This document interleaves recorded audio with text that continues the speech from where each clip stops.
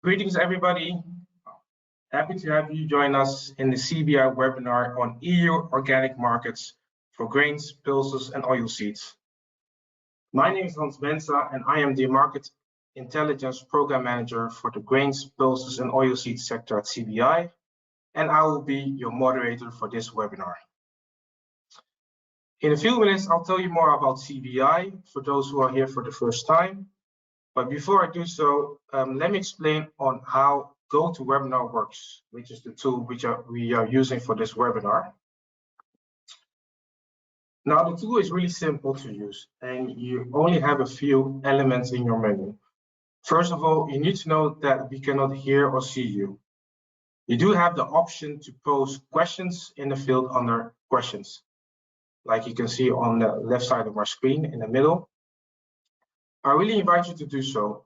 Unfortunately, we don't have the time to answer all your questions, but we'll try as much as possible to answer all your questions during the webinar. For your information, I'm a little bit faster with my mouse. For your information on the background, we have a team of CBI members who are available to answer some of the questions. So please add your questions to the question pane. Now let's move on to the next one, which is about the program of the day. So the main goal of today is to inform you about the EU organic rules, which will be in place starting from 1st of January 2025, less than 21 days. We really have interesting things to discuss today, as we have two presenters today who have a lot of experience about the EU organic market. And I will introduce them in a few minutes. Our first speaker is Mr. Michel Peperkamp. Michel is an experienced researcher and export consultant in the food ingredients and oilseed sector. Over the past decade, Michel has guided companies in exploring European markets. Michel is also the CBI lead researcher in the grains, pulses, and oilseed sector, and he has developed extensive knowledge of international market dynamics. Moving to our second speaker, which is our guest speaker for today, which is Mrs. Florentine Meinshausen. Florentine is a senior expert at FIBL with remarkable credentials. She has over 25 years of experience in international organic certification. She is specialized in organic certification for smallholder groups. And Florentine has also been focusing on the new regulations for imported products. And she has dedicated the past 3 years to understanding and also explaining the new EU organic rules. So these are our speakers for today. Moving on to the agenda. These two speakers will address essential questions during their presentation.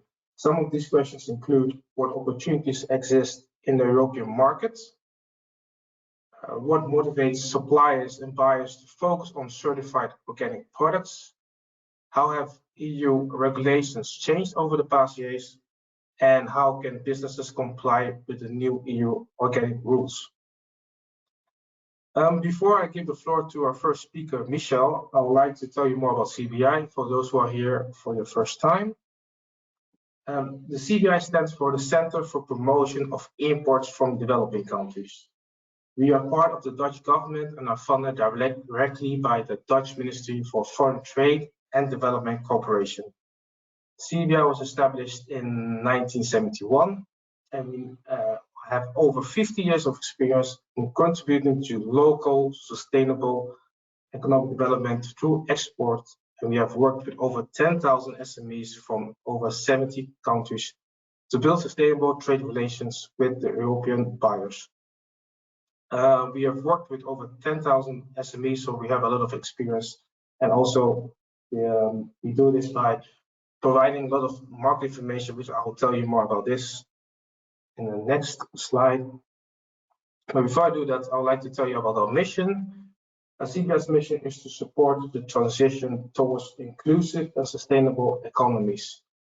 We strengthen the social and economic and environmental sustainability of SMEs in developing countries by connecting them to the European markets and also regional markets. So you might ask yourself, how do we do this? Well, basically, we do this in two ways. Firstly, we provide, oh, my hands are going too fast. Yeah, that's the right slide. We provide trainings and coachings led by market experts and expert coaching on the ground. And secondly, we provide information on how to export your products and also services to the European market. Every year, we publish over 300 market studies on our website. For your information, these information are all free of charge, and they include market information on tips on how to find European buyers and what are the requirements for exporting to Europe. We've also provided country fact sheets, for instance, on the potentials of oilseeds on the German market. We also provide product fact sheets and also market requirements, for example, on organic products.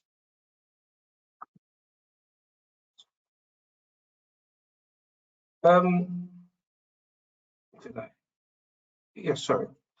So moving on to the next activity, which is a question that we want to ask you to also gain more understanding from your perspective. This is actually a statement which applies to you. But the question is, we would like to know where our orders stem from. This will also help our guest speaker to know to what extent to inform you about EU Organic. So please give an answer to the question that will be shown on your screen. And I'll give you a few seconds to answer this question.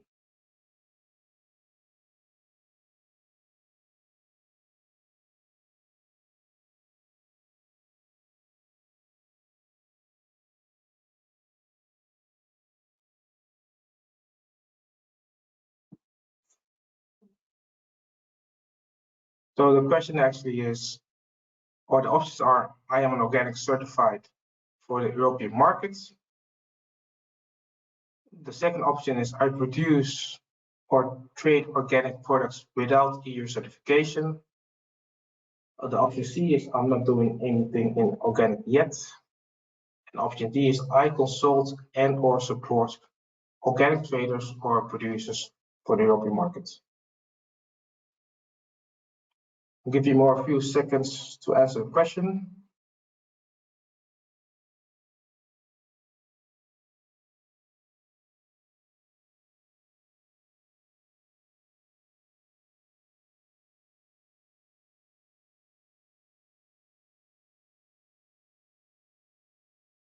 Okay, thank you very much for answering the question. Now let's quickly move to our first speaker, which is Michel Peperkamp. Michel will provide insights on opportunities of the EU organic market and share his view on the do's and don'ts. Are you ready, Michel? Yes, Hans. Thank you for the introduction. I'm ready.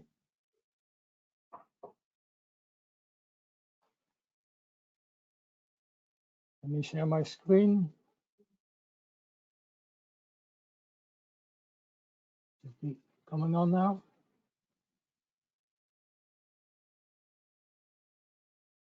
Yes, we can see your screen. Excellent. All right. Yes, thank you for the introduction, Hans. Yeah, I want to start with a short presentation on some of the organic opportunities in the EU market, but not just opportunities, but also try to share some context of the topics that we are going to talk about today.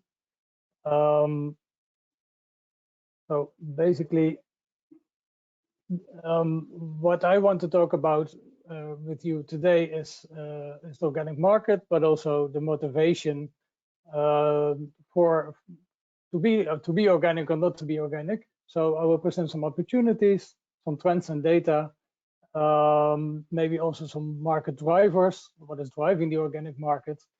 But then maybe the main question for the audience, I saw there were a lot of people not yet certified or not yet organic at all, but maybe there is some interest in that. So I also want to answer that question together with you. Why should you grow or not grow organic? So let's start a little bit with the market globally of organic sales, organic retail sales. And then you see more or less in the world that North America and Europe represent about 90% of the organic retail sales. So these are quite dominant markets for organic. On the right, you see, of course, the USA is #1, but if you take all of Europe together, of course, you get a strong region for organic as well. With Germany, France, Switzerland, Italy, those are the bigger markets. But also countries like Sweden, which is much smaller. It's about 10 million people, but they have a relatively high share in organic. So this is a little bit on the global context. If you look at the growth and you look at the North American market, up to 2022 has been increasing. These are according to the latest data. And you see a little bit of a dip with the European market in 2022. But of course, we have to draft a little bit of context here. We have to take into account there was a lot of price increases. We have the war in Ukraine.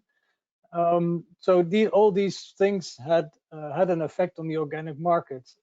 Also, back then we were still recovering from COVID. So the price increases after that gave a small dip to the organic market.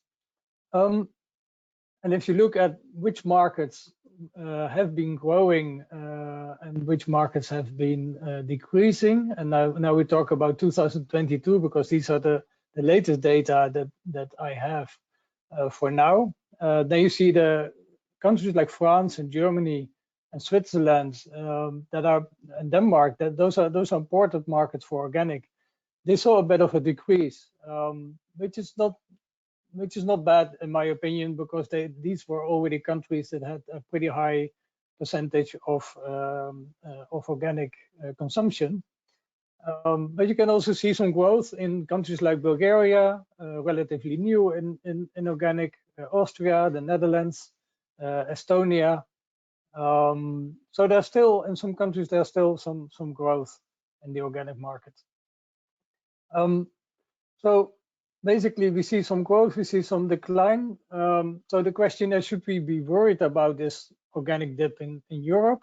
And my answer to that would be, I don't think we should be worried, because there is, on the demand side, we have quite a specialized private sector in Europe that is really specialized in organic. There are importing companies and retail chains that are 100% organic. They don't do any other things. So there's a specialization in the organic market.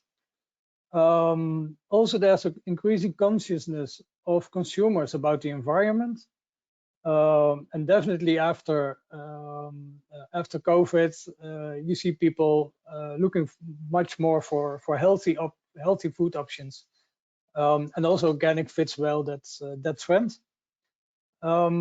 And also on the policy level, in the European Union, I'm not sure if everybody heard about the European Green Deal. There's a strategy, farm to fork, and there's actually the ambition that we want to make the European production, the agriculture, for 25% organic by 2030. That's a big ambition, but it shows a little bit where the trend is going. The same goes for example, pesticide use. There's more and more the ambition to reduce the pesticide use in Europe. So we're trying to make this transition towards a more sustainable production and a more organic supply chain of food. It's of course not sure if all the targets will be met, but at least it gives a little bit of a insight in the drivers for organic. And of course, those that are already certified organic. I think trade fairs, like a big organic trade fair like BioFach in Germany every February, it's definitely an interesting place to visit, where you can find a lot of these companies that are specialized in organic. So that's a little bit about the perspective from the European side. But let's have a look at the rest of the world, and then mainly in production in Africa, Asia, Latin America. So let's start with the organic cultivation in Africa. Here we can see a top 10 of organic area on the continent, and you can see that Uganda is actually claiming the first position in organic area. And these include, for example, textile crops, which is most likely cotton or cotton seeds, but also cocoa, oil seeds, coffee. Those are the big products from Africa that are being produced on organic land.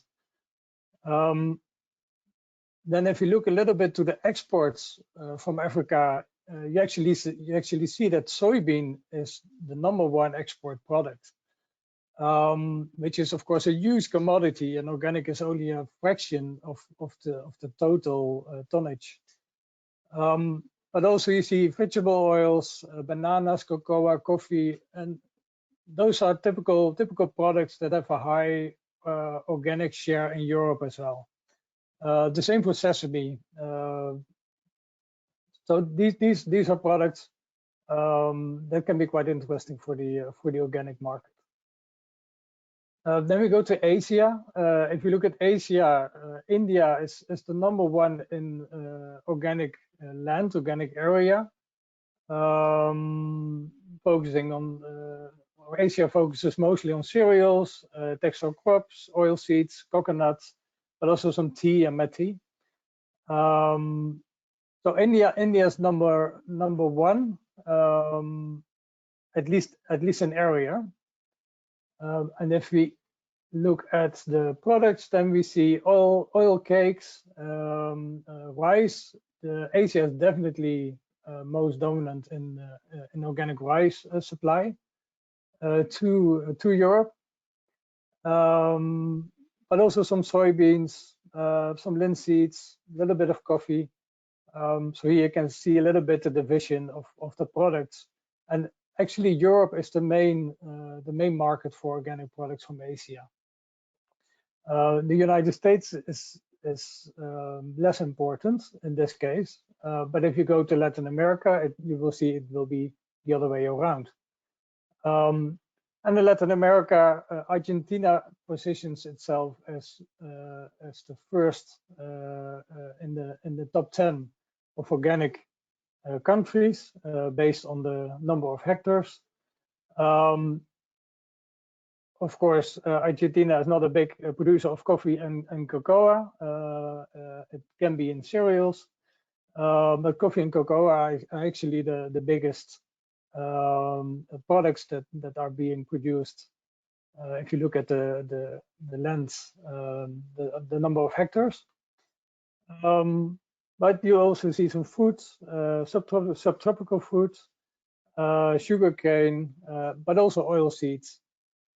So if you look at the export, then you can see, like I said, the United States becomes a much bigger market for Latin America than Europe.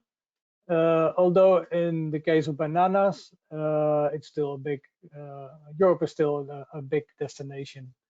But even a smaller product, such as sesame seeds and chia seeds, which is more related to the sector for this webinar, there's definitely some export, but those are more niche products.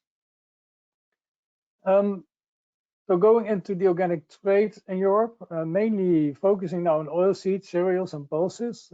That's the sector for this webinar.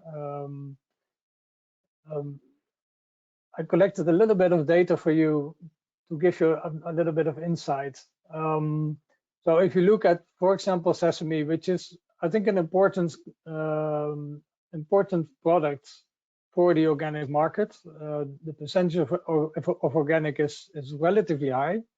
And then you can see that, for example, a country like Uganda is quite big already in organic sesame. India used to be the market leader, but of course, since a few years there have been some issues with ethylene oxide, which is definitely not allowed into the European Union, and especially not for organic crops. But you see a whole variety of countries here, varying from Egypt, Paraguay, Pakistan, Mali, Ethiopia, Bolivia. So there are a lot of different countries that are supplying organic sesame seeds. In sesame oil, it's a bit different. Then you see Mexico is the most dominant exporter to Europe. Going on to some other crops, groundnuts or peanuts. But also other smaller niche oil seeds. And the graph on the right, you can assume that a lot of this volume are related to chia seeds, which is a relatively new market for Europe. But these are also products that have a high percentage of organic. Especially a product like chia seeds, because it's seen as a healthy product. So organic is definitely a high percentage in the import. Then going to soybean, remarkably, that a country like Togo has actually experienced a huge growth in organic soybean.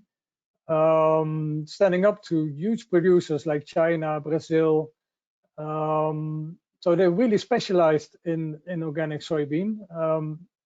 We just discussed it before entering this presentation, because the latest data will show a decline of soybean from Togo due to the very low prices. So unfortunately, a lot of the organic crops are now being sold as locally as conventional soybean, which is a shame, of course, because it should be a good market for organic as well.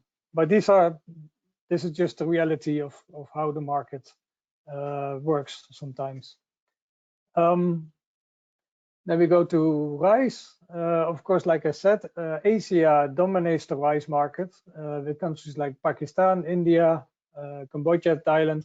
So in organic rice, besides Argentina, there are not many other non-Asian countries that are really supplying the market.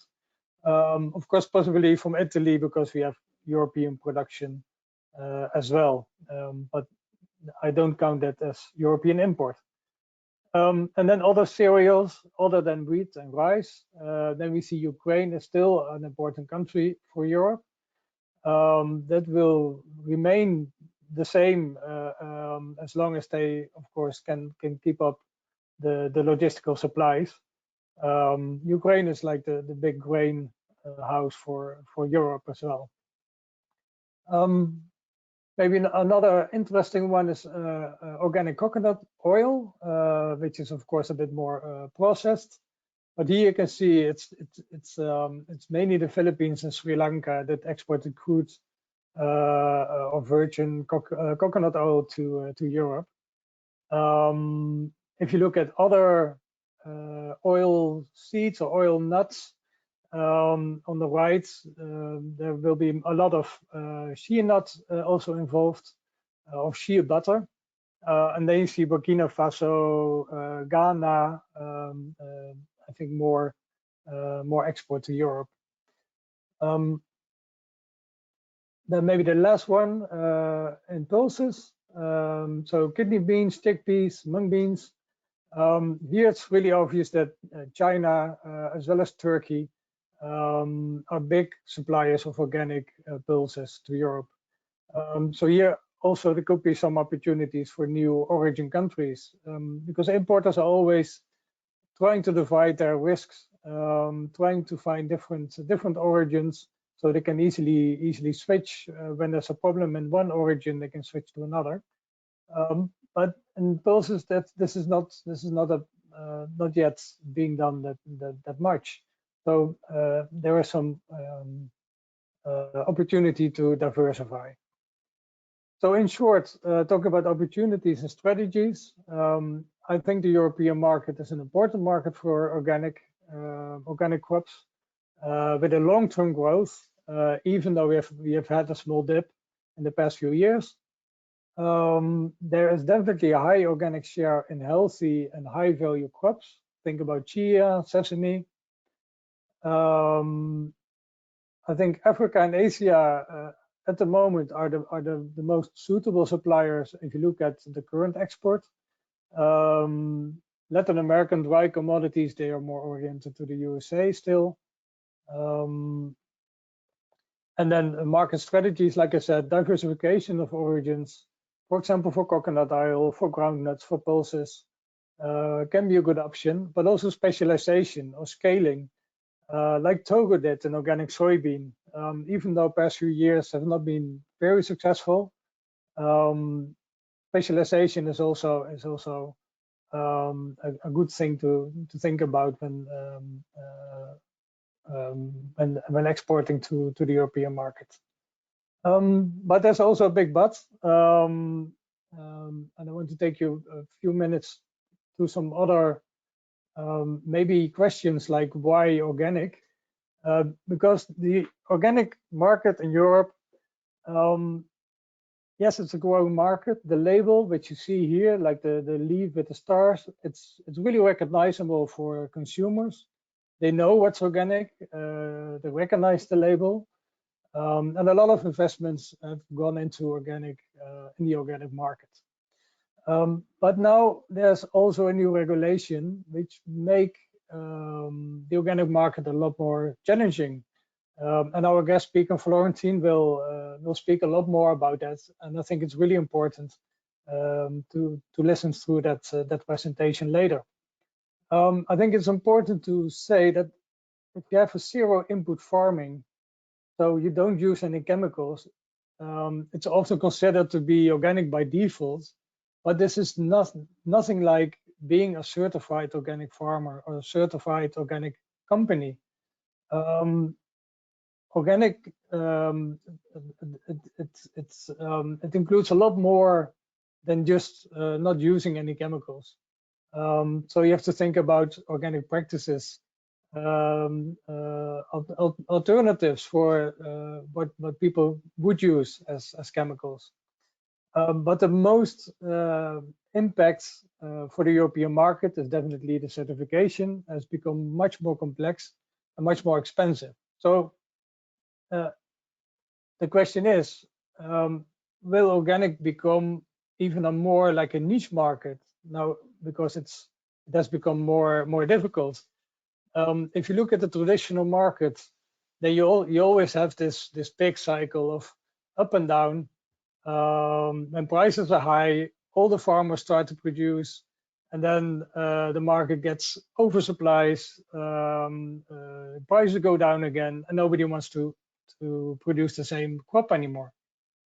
So it's really about cycles, especially crops that you grow on a yearly basis or per season, like oilseeds, like pulses.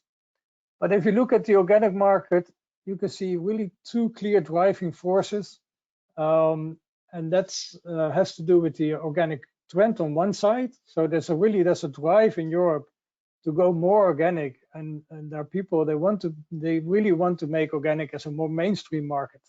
But on the other side, you see a complex regulation, which results in higher costs, sometimes also lower margin. So it makes organic more like a niche market. So these two drivers are key, in my opinion, for the development of the European market and the demand and the supply. So I think in general, if you ask a farmer, what do they think about organic? Then you see on one side the traditional farmer, and they really consider organic as something to really invest in. It's expensive. They would think maybe my yield goes down, and it's difficult to scale. sometimes it requires more labor. So they are more focused on an efficient, large-scale type of agriculture, although it's not always sustainable. But then, if you look at organic and you think more on being a future-proof farmer, then you also think about biodiversity, being less susceptible for diseases. Also think about the climate that is changing, and you have to be resilient for these changes. And there are actually good agricultural and organic practices that can help you become more resilient. But also on the long term, it can be a profitable business if you do it the right way. And of course, a big benefit is that we have healthy food in the world. So on one side, I think you see a lot of big conventional farms that are really focused on efficiency, and on the other side, you often see in a lot of countries low inputs and smallholder farming. So there is something in the middle, which should be the organic way.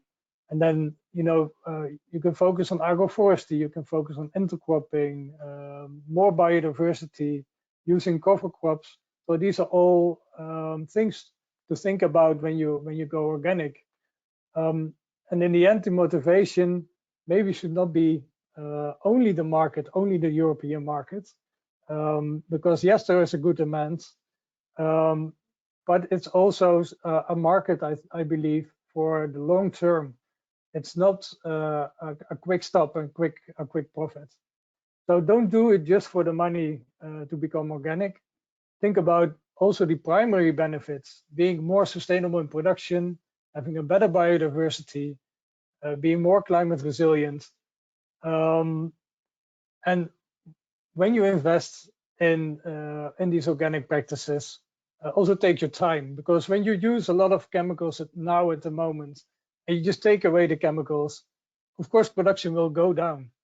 So you have to really work on your soil fertility, and use other practices to increase the productivity. So I would advise people to be realistic, do what's feasible, and also take into account that yes, there may be some expenses and there may be a big learning curve, but you have to take your time to do that. And once you get there, and once you are organic, and you have applied all these practices, and you're becoming more productive, then definitely consider certification for the European market. But also take your time to get certified. And once you're certified, try to keep the certification, because every time when you lose it, you will probably face another conversion period of a couple of years, and you're losing the organic market. And therefore, you need strong partnerships, I think, with specialized buyers in Europe that can work with you throughout these years. And I think there are a lot of companies that are willing to help with organic production, helping with tips, even maybe co-invest, because it's in their interest as well that there is a supply of organic crops. So those are my tips for now. Like Hans, I would also like to refer you to our website, where you can find a lot of market information, of course, on grains, pulses, oilseeds, but also a lot of other products. So this was my presentation for now. Maybe back to Hans.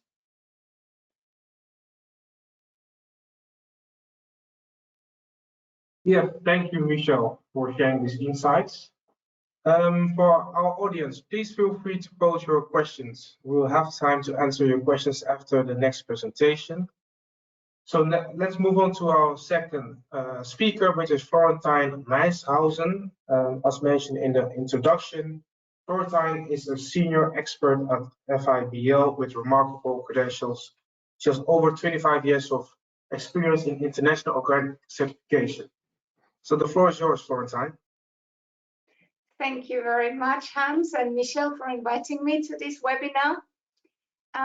Today I'll give you a short overview on the new EU organic regulation, but most of all focus on impacts on smallholder value chains, which is the topic that I've been working on for the last 3 years. And I apologize already in advance, since many of you, more than I expected, are actually new to organic. Some of it may come across as quite detailed and technical, because my main work has been now over the past years to ensure that those who are already certified organic can continue to be so under the new system. Next. So today can you change the slide, please? Yes. So today we'll quickly look at what is actually changing and how is the EU import system transitioning to the new regulation, and give a brief overview of changes, but I won't be explaining much details. We'll look closer into the new rules for groups of operators and the far-reaching implications that has, as well as looking briefly at other implications. And then I'll be presenting the conclusions in form of opportunities, challenges, and recommendations in the adaptation to the new rules for organic producers in third countries. So the new, next one, the new organic regulation is a fundamental change, like a reset of the EU organic import system, but there will still be 2 options to import into the EU, pretty much as there are now. There are 14 countries at the moment which the EU recognizes their national organic systems either as equivalents or by trade agreement. These are, for example, Argentina, India in particular, Switzerland, Tunisia, Chile, a couple of countries. And some of them, Chile, UK, and Switzerland, have already a trade agreement. And this system is being phased out, but has a longer transition period until the end of 2026 to change from the current equivalent system to trade agreement. So these are a few countries, but it includes India, and I've seen in the participant list there is quite a few producers from India. India is a special case because plant production is certified under the Indian National Organic Program. But for example, processed products are not covered in the equivalency, so the production of processed products also needs to change to compliance, as is the situation in all other countries. So the vast majority of countries that Michelle has just been presenting are other third countries, which are at the moment certified under the control body equivalency options. And for all these countries, and it's the majority of organic production in smallholder groups, this import system changes from equivalence to compliance. And there was a 3-year conversion period, which ends now on the 31st of December 2024. And from the next year onwards, only the new regulation is in place and the new compliance system. All organic control bodies had to be recognized for compliance certification, control bodies in third countries. And so far, 43, all the big ones essentially that applied, have been recognized. Next. So what does it mean? It's actually a big change because organic certification in most countries has not yet jumped to the new system. Until about October, most inspections, not necessarily all, but most inspections were still under the old equivalent system with the previous regulation. So whatever non-conformities you have with the new regulation would not necessarily have shown in the audit so far. Most CBs switched to the new system in around October, but it means that most operators and producer groups will still be certified according to equivalence with the old regulation in 2024, and then be inspected for the first time under the new regulation in 25. And what's important is that there is a derogation, a so-called derogation period, which has just been, actually it has now been confirmed by Parliament. There is a new secondary act on it. So until the 15th of October, those certified under the old system, the certificates, the equivalent certificates, will remain valid for import into the EU. So the control bodies can issue the certificates of inspection for import, but only if the supplier has already confirmed this year that they're gonna comply with the new EU regulation. So their certification is pending. But from the 15th of October, only suppliers certified in compliance can continue to deliver products.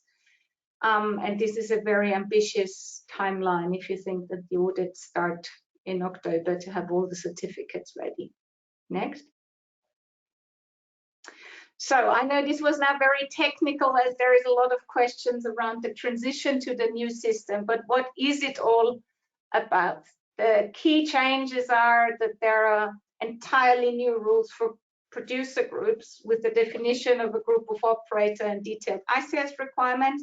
This is the topic we'll be mostly looking into.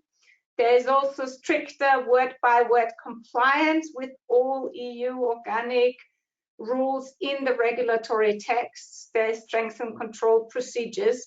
And one of the key challenges is that both groups as well as experts anywhere in the world don't really yet understand the rules as applied in third countries. And the traders in Europe are not yet fully aware of the challenges in their smallholder supply chains, which makes it really tricky also for the producers themselves to get the support they need. Next. What has changed for crop production? The rules have become stricter in some aspects. For example, the rules on authorized substances are more restrictive. There's less flexibility for third countries, especially for plant protection. There's much more explicit and stricter rules on retroactive recognition of conversion, which means that recognition of conversion before you had your first organic certification.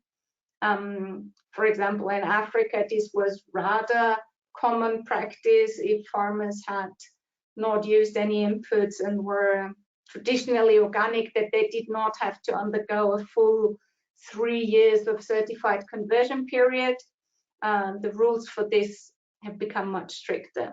There is also stricter rules on parallel production of both organic and the same crop in organic and non-organic quality on the same farm, used for non-organic seeds and planting materials, stricter requirements on crop rotation with leguminous crops and crop diversity, and on separation of production units. But the most significant change is not only that the EU regulation has become stricter for third countries and EU farmers, it's also that every word of the EU regulation applies in a third country. A producer in Uganda is expected to meet exactly the same production rules to the letter as a producer in Austria. And this is something really to get used to in an international context, and is, yeah, the biggest change by all is that the system changes to compliance. Thank you. Next one. There is also much more detailed requirements for the internal control system, which is the way how producer groups of small farmers are certified organic, which are now integrated in the regulation. So all organic groups need to carefully review their ICS, and in particular also align all the documentation and all their procedures according to the new rules, but also ensure a very high quality of their internal control system, because if the ICS is found to be deficient, then the whole group can get decertified very quickly, which is obviously something you want to avoid. Next one. So this was only a brief overview, which, you know, on a lot of different topics that need training. But what's also important is that the control procedures have become stricter, or let's say strengthened. There's new rules on the control of group of operators, and the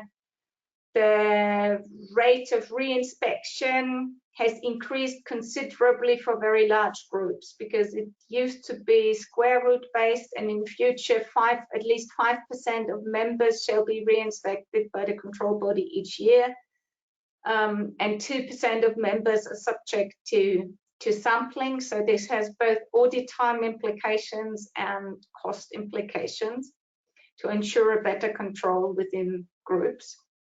There's a strong focus on precautionary measures to prevent contamination and commingling of organic products, and have product traceability at all times, and very strong measures in case any unauthorized substances are detected by either the operations themselves or control bodies, with blocking products while investigating the presence of substances in an official investigation to determine the source and cause. And also the EU is defining a list of high-risk products that is subjected to control twice a year and more intense sampling. And the new list for 2025, at the moment it's still an intermediary system that is sent out by letter to control bodies, includes, for example, soya from China, chia from Paraguay, and lentils from Turkey as high-risk products. I've just taken out the oilseed crops from that list. So whenever a product is on the high-risk product list, this really means a lot of additional control for that particular product to ensure the integrity of production. Next. So I could only cover the new rules very briefly, but I want to refer you that there is a people training handbook in particular for producer groups, which explains the new regulation, and it has a module on the organic production rules and also the internal control system, as well as the new group of operator rules.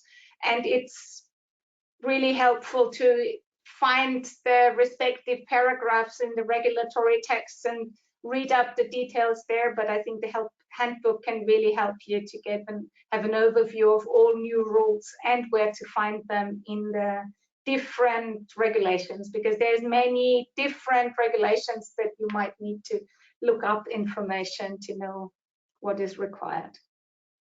Next. So let's look closer at the new requirements for group of operators and the implications that has. Next.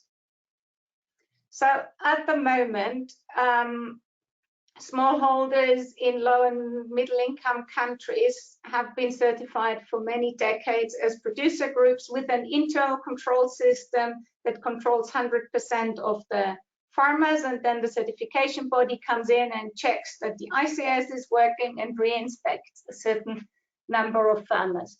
And at the moment, there is quite a range of different setups for these producer groups.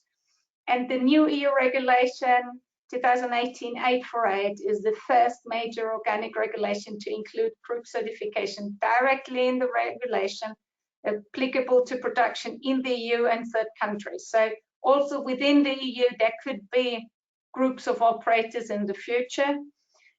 And the rules for imported products and group certification have really been strengthened on purpose due to concerns about the quality of control in third countries and to achieve a level playing field with EU operators. So you can see with a lot of the rules, the idea is now that it's exactly the same rules that apply to an EU farmer as well as to a farmer in third countries, which is considered fair, obviously, also for the European farmers and on an international level, because it's meant to be a level playing field for everyone. Next.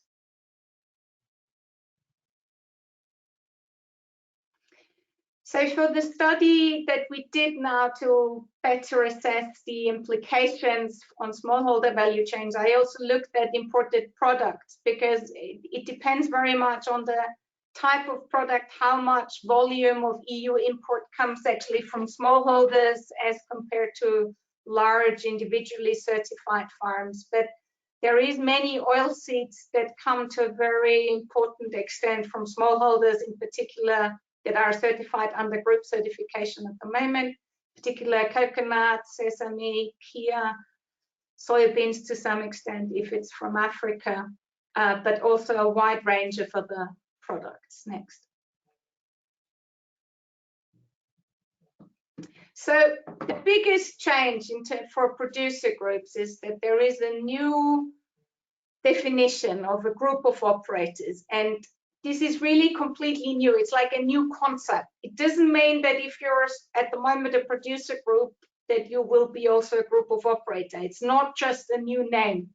It's a completely new definition of who can be certified as a group for the European market.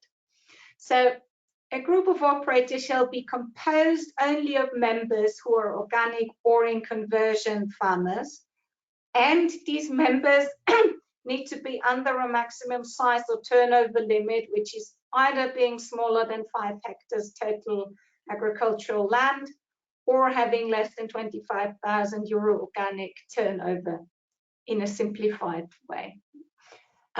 Each group can have a maximum size of 2,000 members per group of operators, shall have legal personality, operates an internal control system, has a system of joint marketing, and the members shall be in geographic proximity, and each member can only register for one group of operator for a given product.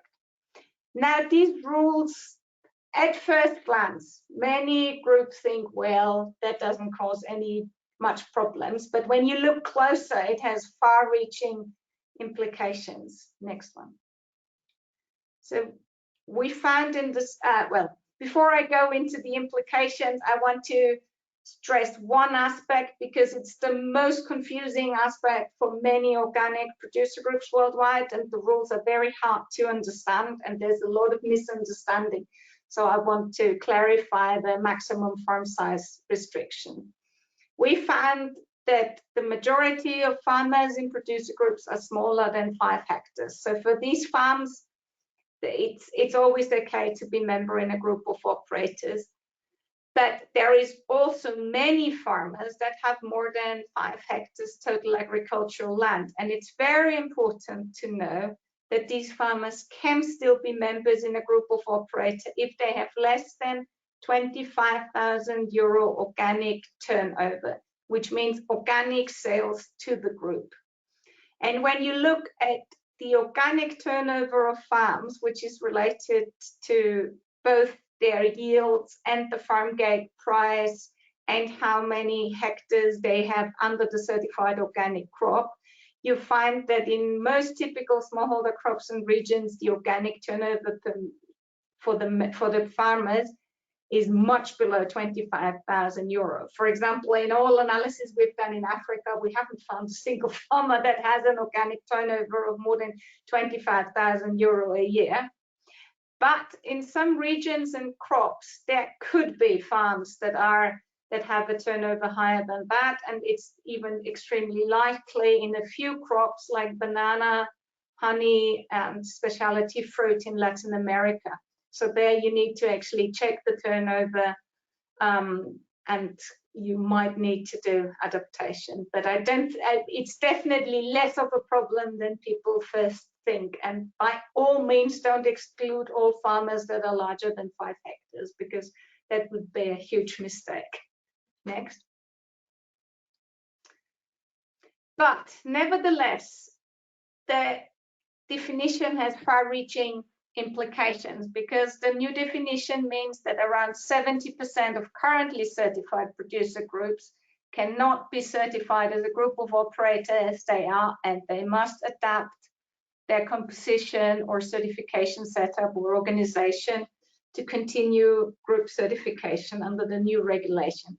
In particular, I think relevant for oilseed is that all groups organized by a processor or exporter need to change, because the processor exporter is not composed of farmers and cannot be certified as a group of operators. Also, about 50% of all farmers organizations need to change as they don't meet the new definition. And all producer groups without an internal control system, with something called a 100% control system, as typical, for example, in Turkey or other Mediterranean third countries, they can also not be certified as a group of operators. And the necessary adaptations are often very complex, challenging, daunting for the organization, and with yet unknown economic effects, which makes it hard for the groups to take these steps, and adaptation is not yet finalized. Next. So only half of all, when we look at producer groups in particular, it was very interesting to analyze fair trade producer data, because out of 850 fair trade organic small producer organizations, only less than half can be certified as a group of operators they are. So the biggest challenge for producer organizations is that many organizations have both organic and non-organic members of their association, and this is not allowed under the new regulation. It's relatively few groups that have more than 2,000 members, but of course this affects a high number of organic farms, especially in Africa, and some are estimated to have members that are too big. This is particularly in banana. Next. So what are the adaptation options? There is there is no universal suitable adaptation solution. For farmers organizations that have, for example, non-organic or too large members or are more than 2,000 members, each organization should consider their option very carefully. But I want to stress that it's not required, and in most cases not advisable, to just split the organization or expel members. There is other solutions there. In particular, organizations can set up a new legal group of operator entity that is essentially like a sub-entity, an association of organic farmers of the cooperative, for example, with own legal personality that could be certified as a group of operators. Second grade farmers organization can move the organic certification to the primary organizations. There's also the option for splitting farms if the farms are too large, or for farmers associating into one larger farm operator instead, to sort of be certified as an individual larger farm. Next. The big question is also for all processor exporter organized groups. They all must change their certification setup. So there will be the need for either new or existing legal farmers entities that are composed of organic farmers, which can be certified as a group of operator. And the processor exporter will only be certified as processor exporter as an operator in the end. Sometimes there is already existing farmers organizations that can sort of be used for this, but in most cases it's quite new that the certification is then done for each of these groups. But it's important that the new group of operator entity can subcontract the ICS and traceability system to the currently certified exporters, but it means complex new agreements, new commercial risks and uncertainties for next year to navigate, basically. Next. So I'll give you one example from West Africa with soy, dried fruit and cocoa, with about 7,000 farmers under the company certificate. So they are the exporter, so 7,000 under one certificate right now. And now, over the last 2 years, the exporter has worked on the adaptation and has helped to set up 8 cooperatives as group of operators. Some already have their own certificates, so they are in addition. And the new certificates will be owned by the cooperatives, but the cost of certification will be paid by the trader, but is then charged to the cooperatives. And the trader will continue to administer the ICS. There'll be commercial agreement between the trader and all the cooperatives, and a very close supervision of product flow and payments to farmers by the trading company. And it's important for the trader to still find a new way of direct contact with the producers through trainings, extra premium payments, and special projects. Next. Cost implications are quite large. Somehow it doesn't show, but it's more than factor 2.5 higher costs compared to the old system. Another example is coconut from Southeast Asia. It's a coconut oil mill with at the moment 1,000 organic farmers under one certificate for EU, and the NOP is the American organic standard. So this company has taken a different approach, since their most important market is the US market. They have taken out a sub-project for organics for the EU market and selected 100 suitable farmers for future EU organic certification in a new group of operator entities. So they have set up a guarantee company as the entity to be certified as a group of operator, which is a local form of non-profit companies in which farmers can be members. There's a very close link between the new unit and the company, and the company will provide the ICS staff, but the services will be charged to the new group of operator entity, and the mill will buy the products from the group of operators. As you can see with these examples, it's quite far-reaching changes for established organic supply chains, and yeah, 2025 is going to be an interesting year with completely new procedures being applied in many supply chains. Next. Next.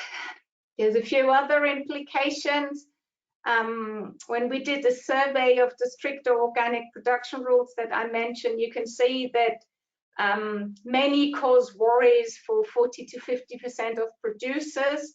In my view, what will be sort of now, after studying the effects for almost a year, I'd say what will be most felt in Africa is the stricter rules on retroactive approval of conversion, because effectively it means for a new organic project or for adding new farmers, you should account for 3 to 4 years until the product can be sold as organic, because the whole conversion period should be certified.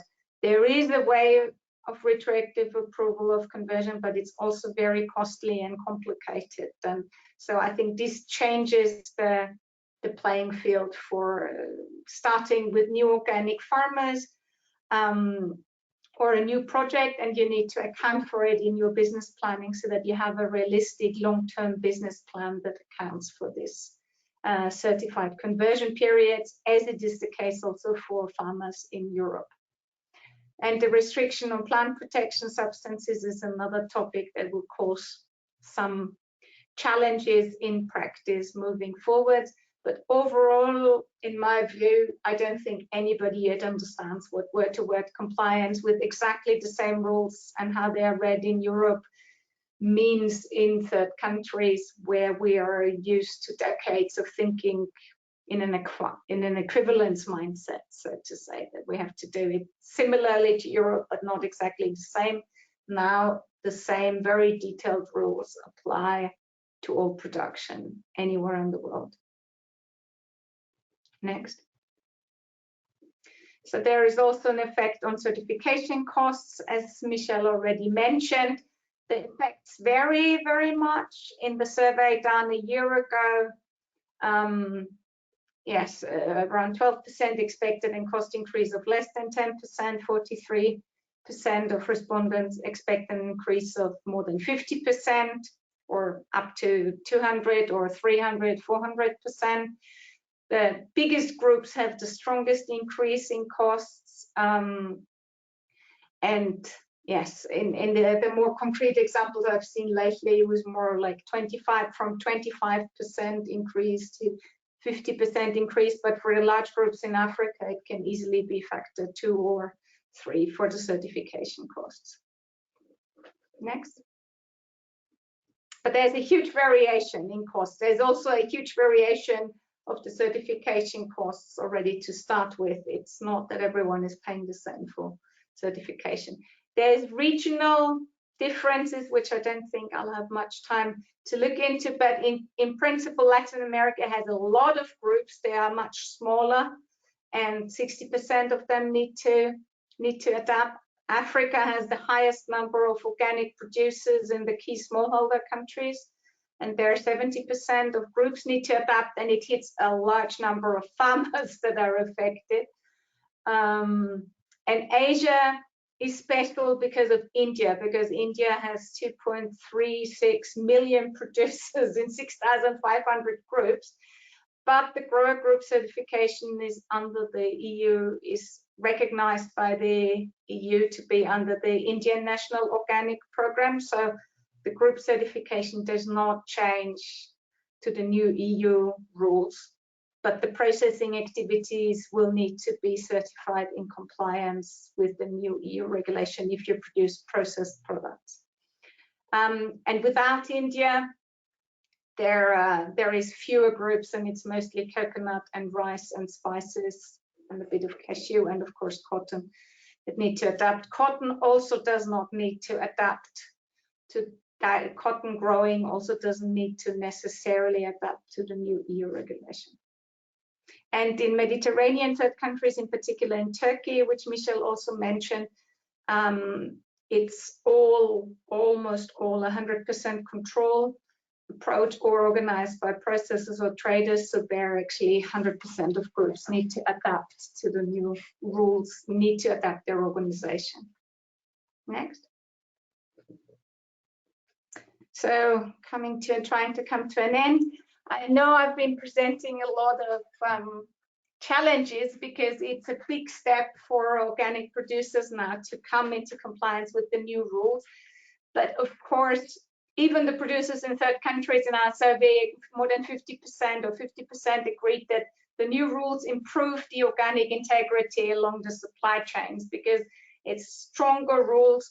Obviously, eventually it will strengthen those that are really committed to organic farming and should hopefully benefit those operators that are really doing a good job being organic, because there will be those who are just trying to find an easy way out or are just in it for a quick term gains. They will not continue with the certification, and it hopefully helps to strengthen the reputation of organic farmers.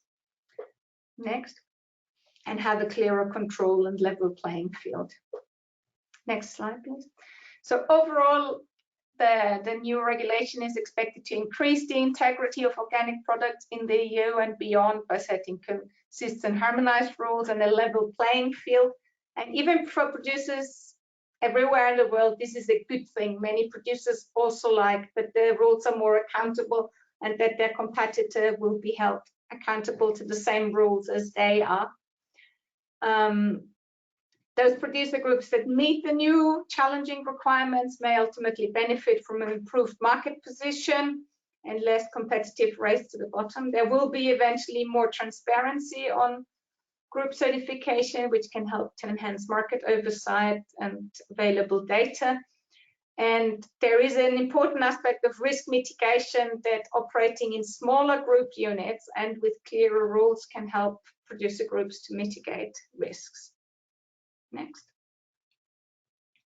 But there is also important challenges. I mean, I mentioned it already, around 70%, this is more than 1,000 groups worldwide need to adapt their legal setup, group composition, and certification setup essentially in 2024, and we're at the end of it, to continue supplying the EU organic market. The changes can be daunting, especially for many farmers associations. For companies working with smallholders, the complications and commercial risks of operating smallholder supply chains will increase. So overall, we fear that this is accelerating the move towards larger farms and causing problems for smallholders. So unfortunately, what we saw in the study was that many small producer supply chains are likely to drop, lose, or reduce their EU organic certification in the next 1 or 2 years. And it's not just a regulation, it's a combination of the complexity and high level of demand of the adaptation required, but also price pressure from the European market for higher costs for being certified, lower demand, although the old data show an upgo, there has been lower imports, and the stricter new rules. And those supply chains with low sales to Europe or already now low profitability of organic production seem more likely to give up, whereas those that are totally focused on targeting the EU market and are specialized fully in organic will continue. But many groups, even those who continue, are likely to reduce the number of EU certified producers and reduce volumes to be on the safe side and to sort of keep cost increases at bay. Next.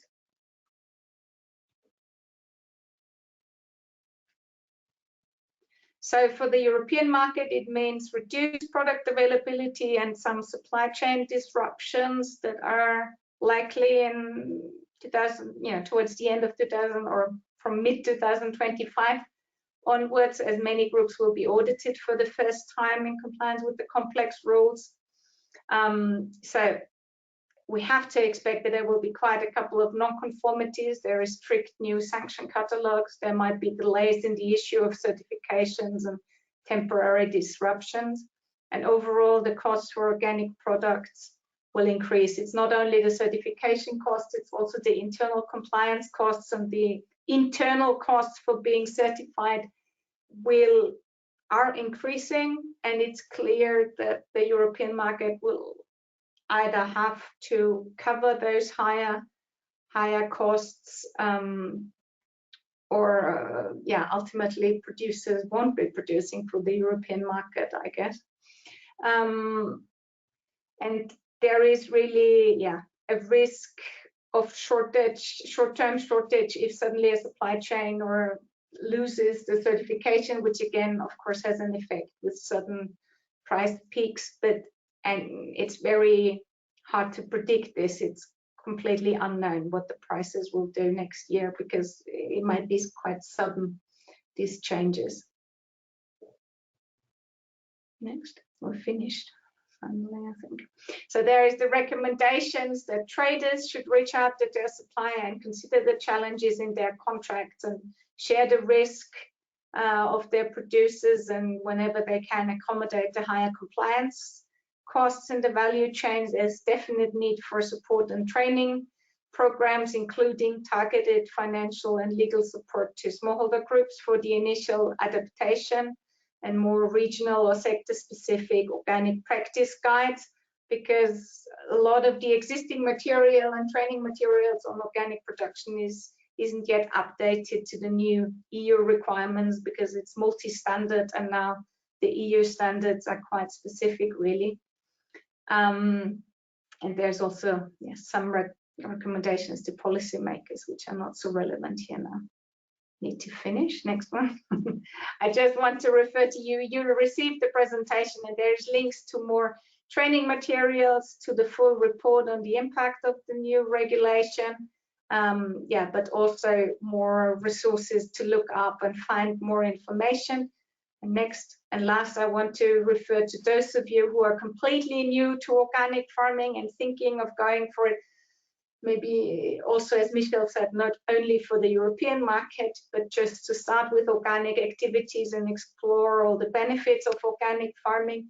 There is an African organic agriculture training manual that gives all the basics of organic production, from soil fertility management to pest and disease management, farm management, marketing. And there is some crop-specific modules which don't include many oil crops, but for example, there is a module on groundnuts and so on.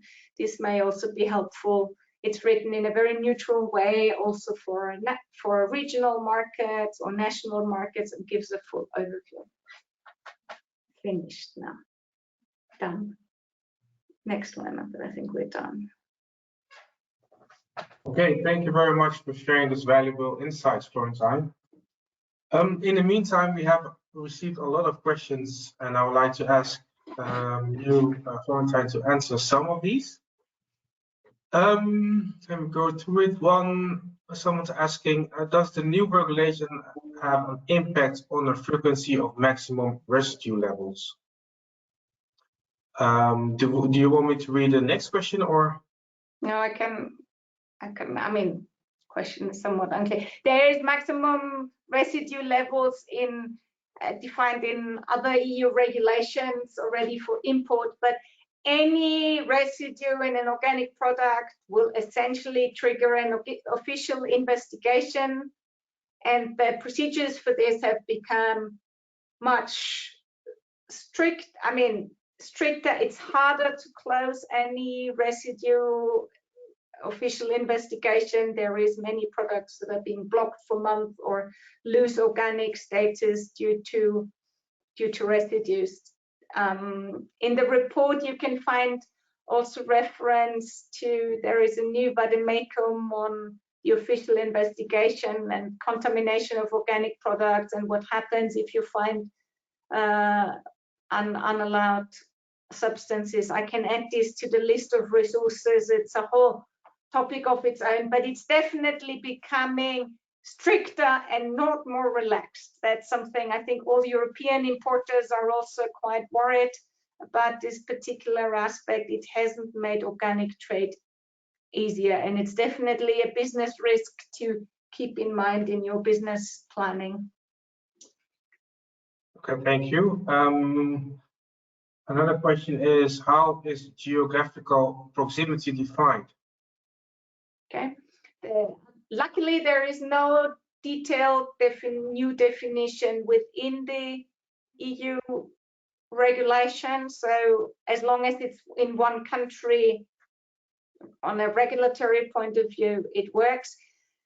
In reality, I've seen, especially in company-led projects, that they do much more regional groups. So if you now register new entities as group of operators, they tend to be much more regional and smaller rather than one national group, because to organize them as a farmer association with members and general assembly and so on, it's much easier if it's more regional, and it makes more sense. It's also better for risk mitigation, because as I said, if you find a problem in a group, and it's a national group of 2,000 farmers, the whole group will be decertified. If you have 4 groups of 500 farmers in the different regions of the country, this is definitely better if you encounter either residues or ICS weaknesses in one group. So I've seen many traders changing tactic to have more regional clusters and smaller groups to mitigate their risks. They could even be certified by different control bodies because they are different legal entities.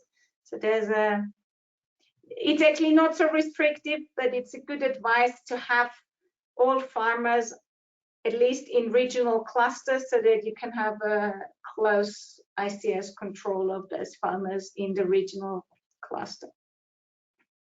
Thank you very much. Then I will ask Michel, because you have spoken a lot today for a time. Thank you very much. Michel, someone would like to know what are the opportunities for organic oil seeds like moringa seeds and baobab seeds, macadamia nuts on the European market? I know it's a big question, but could you just summarize in a few sentences? I cannot say I'm an expert in all the products, but let's go by one. I saw the question as well. So if you talk about oil from moringa seeds, baobab, of course there's definitely a market, but these are also quite niche markets. If you can produce it well with the right quality parameters, and also organic, then you will definitely find some niche opportunities on the European market. I also saw macadamia oil. Of course, that's also I think a good product like the other two I mentioned. But don't expect huge volumes. The product that I think is less opportunistic would be probably pumpkin seed oil, but that's only because we have also European production of pumpkin seeds, high quality in Austria, and then there's a big bulk of pumpkin seeds coming in from China, so that will be a big competitor. But these niche products you're talking about, I think there are definitely opportunities, but you really have to look at quality. And opportunities there because these are products we don't really produce in Europe. So that's for my part. We can get into the statistics, but maybe you can find something more on the website of CBI for these products as well. Yes, thank you, Michel. And then back to you, Florentine. There are a lot of questions for you. And since we have a few minutes left, I would like to ask the final question for you.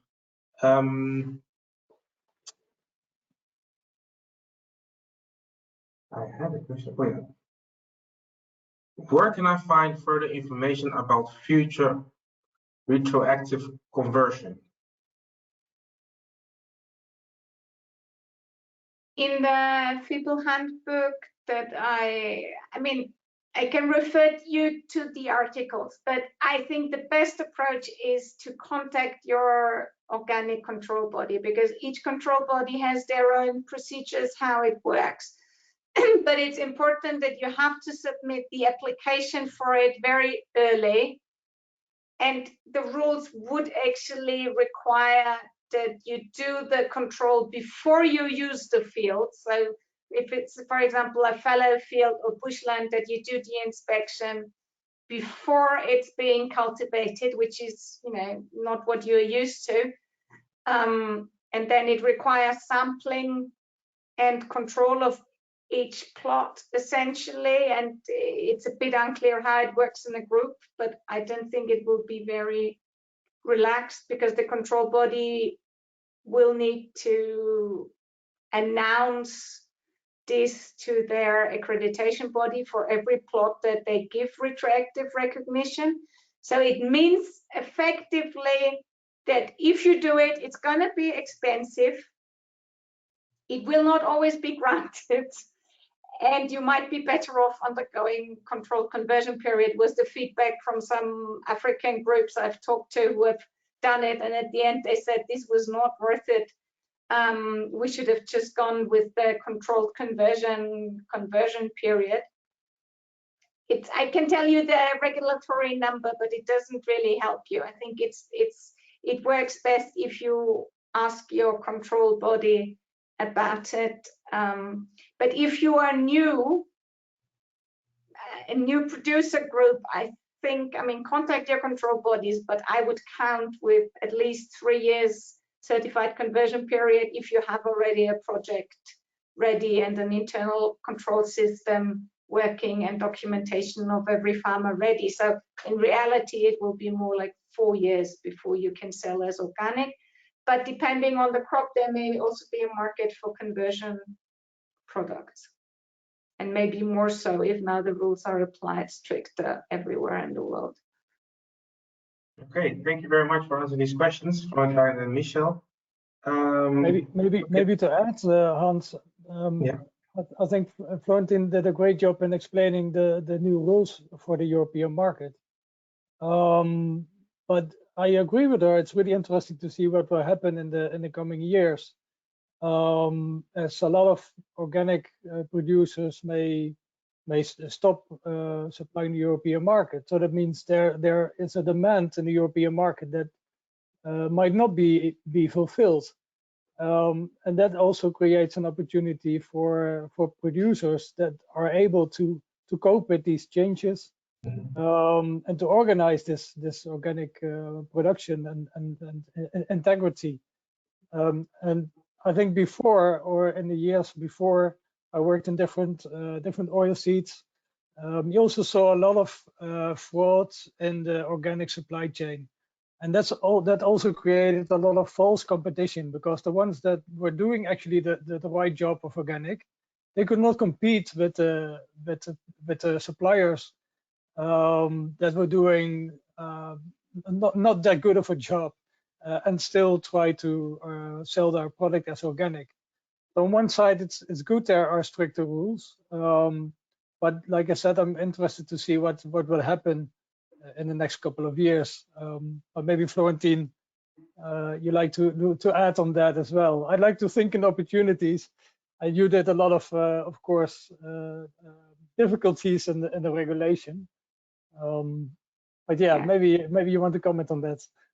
Yeah, no, I totally agree. I think, I mean, the focus you've seen, it's now already 1,500 groups that are already certified, which, you know, for me, the main concern was to get them across now to compliance. And I'd still say 2025 is a bit of a rocky year because you don't, the prices are not yet adjusted. It's really kind of hard to make a business plan right now. So that's why I was referring also to organic production. Getting started with organic will take a while if you're a conventional farm or producer group anyway, to go for training, and you can go for different organic markets. Actually, it's probably a good advice anyway in terms of resilience to not put all eggs in one basket and go cater for different markets, including the regional and local market is becoming much more important. In Asia, for example, there's a lot of regional organic marketing. And when you look at the data of some of the suppliers, they only sell 5% to Europe. They're all EU certified, but it's only a small part of their sales goes to Europe. Of course, then, you know, you probably maybe we'll have more companies that are either totally specialized for the EU market, or there's other markets as well. So I think it will be an interesting mix, but also don't forget the national market. It's actually also growing in a lot of countries, and also interesting. It's not all about just exports. It's especially also for other crops grown by the organic farmers. Yeah. Okay, thank you once again. Any final words? Looking at our time, we only have 3 minutes. What will be your final takeaway to our audience for time? Oh, I hope that all the already certified organic producers will make the jump to the new regulation, but adjust their operations so that they can manage it. And yeah, I want to refer to available materials to read up more information, and hopefully there'll be more support coming in the coming months or years to further help with the adaptation process. Because although the new regulation starts now, I think everybody will be working on a lot of these topics in the coming years. And definitely still an encouragement for organic companies to get started, but with a realistic business plan and a more long-term perspective. You can't expect to just come in, sell, earn big bucks and be out after 2 years. I think that doesn't work, and maybe that's a good thing. Thank you. Michel? Yeah, I totally agree with Florentine, of course, and maybe to extend that, long-term vision is definitely important for organic. I think you have to consider it as a specialization, just like a specialization in a certain crop. Some crops are easy to produce, others are much more difficult. But I think if you're able to specialize, you have a specific market to supply, so you don't depend on the mass market where prices are low, where competition is high, and I do see a lot of opportunities also in these in niche products like we discussed today as well, like the macadamia moringa questions we had, but also in a lot of other like chia seeds, sesame seeds. Because a lot of these products we don't produce in Europe, but there is a demand for organic. But you have to consider it as a specialization, and it will take some time. It will take a lot of knowledge, but once you get there, I think you have a great advantage over a lot of other suppliers. That will be my main takeaway. Take your time. I totally agree with you, Michel. And my final words are: visit our website to access our free of charge market information about the European grain, spices and oilseed markets. How to say that is exactly 30 minutes past 4. On behalf of CBI, I would like to thank you all for showing up in your numbers. We hope you have learned a lot from this webinar, and we hope to see you again in the next webinar. Thank you very much and have a good day. Bye-bye. Thank you.